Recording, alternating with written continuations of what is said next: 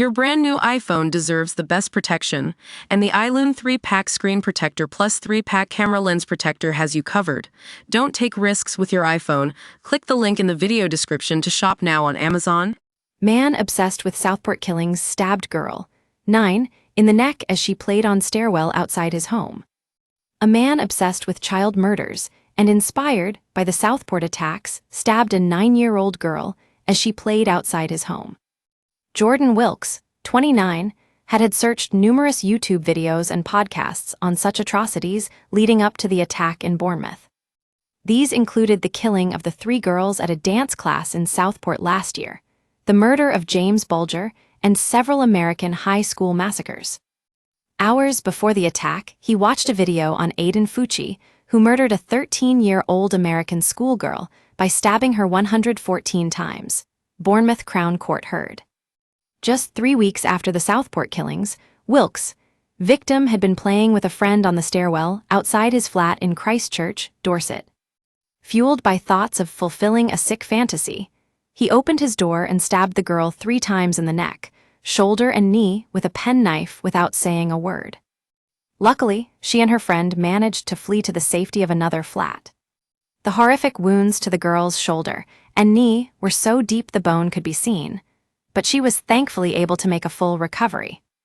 Wilkes was arrested by armed police, who raided his flat a short time after the attack. He denied a charge of attempting to murder the girl, who can't be named for legal reasons, but was found guilty yesterday following a trial at Bournemouth Crown Court. Sentencing was adjourned for reports, but Wilkes is facing a lengthy prison term. Berenice Mulvaney, prosecuting, said Wilkes had an unhealthy fascination with the murder of children and saw his opportunity to fulfill some sort of sick fantasy. His mobile phone was recovered, which revealed a particularly concerning search history. The data downloaded from his Motorola mobile phone showed 69 files of interest, related to violence, knives, and child killings in the 3 months before the attack. The news articles, YouTube videos, documentaries, and podcasts had content relating to the Valentine's School Massacre, America's deadliest mass shooting, with 17 killed at Parkland High School in Florida in 2018. Ms. Mulvaney said, "What was found on that phone show an unhealthy interest in violence, in knives, but in particular the murder of children. There were searches and videos watched regarding the Valentine School massacres in America, child serial killers, abuse of children, the murder of James Bulger, and the riots that resulted in Southport after the murder of 3 girls. The Southport murders taking place in July, the attack on the 9-year-old weeks later. The woman in the flat the 2 girls ran to said she heard screaming and banging on the door, but once inside both girls were alarmingly composed, as if in a state of shock.